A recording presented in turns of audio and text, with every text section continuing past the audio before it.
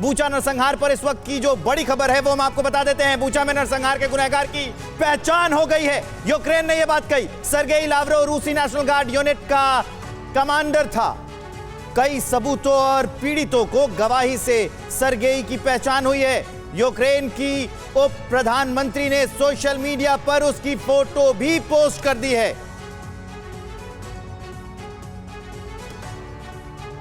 तो बूचा की तस्वीरों ने पूरी दुनिया को झकझोर के रख दिया था और फिर पहली बार यूक्रेन में किस तरह से रूस ने कहर बरपाया है आम लोगों पर, उसके दावे किए गए थे। लेकिन देखिए, बूचा में बेगुनाहों का गुनहगार रूसी कमांडर सर्गेई कोलोसेव, रूसी नेशनल गार्ड यूनिट का कमांडर है। वो बूचा में की गई हत्याओं का पहला संदिग्ध माना गया उसको। 18 मार्च बूचा में 4 निहत्थे लोगों की हत्या की इसने। बूचा के सिविलियन को टॉर्चर करने का इस पर आरोप है। यूक्रेनी समर्थक को बूचा में एक टॉर्चर रूम में पीटा, कान पर गोली मार दी। कोलोरोस पहला ऐसा कमांडर जिसने निर्दोष लोगों की हत्या की। अब कई सबूतों और पीड़ितों की गवाही से इस शख्स की, सर्गेई की पहचान हुई है। बूचा में क्या हुआ था, अब जरा यह भी जान लीजिए। बूचा में क्या, किस लिए बूचा की तस्वीरों ने दुनिया भर को झकझोर दिया था। बूचा पर 33 दिनों तक रूसी सैनिकों का कब्जा रहा। बूचा कीव के आउटस्कर्ट्स में एक इलाका। रूसी सैनिकों के बूचा शहर छोड़ने के बाद 412 शव मिले। ये शव बेगुनाह आम लोगों के थे जो सामूहिक कब्र में दफनाए गए थे। 85% दफनाए गए लोगों के शव पर गोलियों के निशान थे। और ये किसने दावा किया है?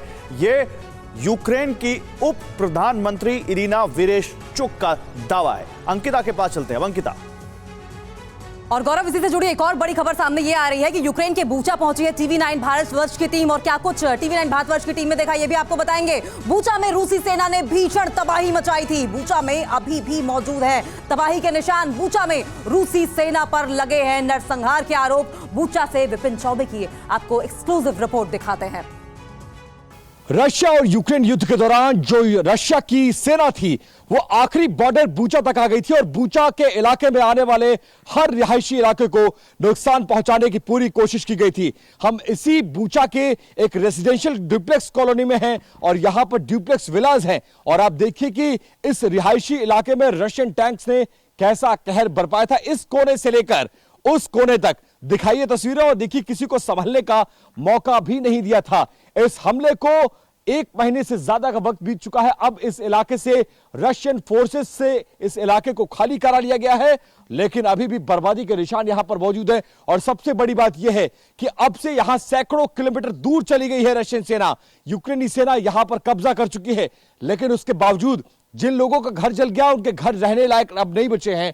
लेकिन जिनके घर बच गए हैं, जिनके घर रहने लायक हैं, उनकी भी हिम्मत नहीं हो रही है कि दोबारा से इन इलाकों में वापसी की जाए, अपने घरों में वापसी की जाए। और आप देखिए कि एक एक घर को चुनकर निशाना बनाया गया था। यह बच्चों का प्ले जोन है। आगे आइए और इन तस्वीरों को दिखाइए कि किसी भी चीज से रशियन आर्मी को हर यूक्रेनी चीज से दुश्मनी थी और वो दुश्मनी बच्चों के खेल का सामान हो, रिहायशी इलाके हो, फैक्ट्रियां हो, रोड हो, पुल हो, ब्रिजेस हो, जहां जो चीज नजर आई रशियन आर्मी ने उसको निशाना बनाया। और आप देखिए, बच्चे के खिलौनों के, बच्चे के प्ले जोन को भी उन्होंने नहीं छोड़ा और यहां भी बम बरसाया गया और इसमें बच्चों के खेलने का सामान, जो झूले, जो तमाम चीजें हैं, उसको नुकसान पहुंचाने की कोशिश। और इसकी जद में जो भी इलाके आए, आप देखिए वो सब नेस्तनाबूद होकर, एक तरफ से देखिए, चाहे दाहिनी तरफ देखेंगे या फिर बाईं तरफ देखें, हर तरफ बम के गोले मारे गए हैं। और इन इलाकों में ऐसा दावा किया जा रहा है कि इन इलाकों में बाकायदा टैंक्स लेकर रशियन आर्मी घुस आई थी और दोनों तरफ के मकानों पर एक एक करके एक एक मकान को टारगेट किया जाता था, उस पर बम बरसाए जाते थे और टैंक आगे बढ़ जाया करती थी। इसी तरह से इस पूरे कॉलोनी में कई रोज हैं, कई लेन्स हैं। हर लेन में 4-4, 5-5 टैंक्स रशियन आर्मी लेकर घुस गई थी और पूरे रिहायशी इलाके को बर्बाद कर डाला। अब जब रशियन आर्मी पीछे चली गई है, यह पूरा इलाका यूक्रेनी सेना के कब्जे में है। जो लोग के घर मकान जल गए हैं उसको रिपेयरिंग करने में वक्त लगेगा, लेकिन जिनके मकान अभी बचे हुए हैं, कुछ मकान जैसे इस तरफ के मकान अगर आप देखेंगे, ये अंतिम घर है जला हुआ इस रो का, इसके बाद ये तमाम घर बच गए हैं।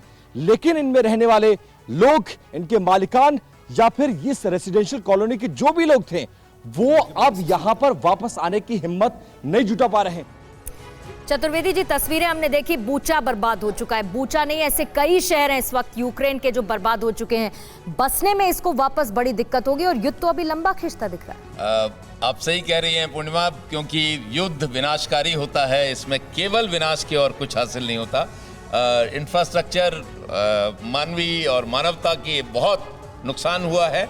बूचा में जो हुआ नरसंहार या जो भी कह लीजिए, इसका बहुत दुर्भाग्यशाली था। लेकिन ये कहना कि जनरल सोनसो या ब्रिगेडियर जनरल सोनसो ने किया है, ये बहुत मुश्किल है, चाहे किसी भी नेता कह दे।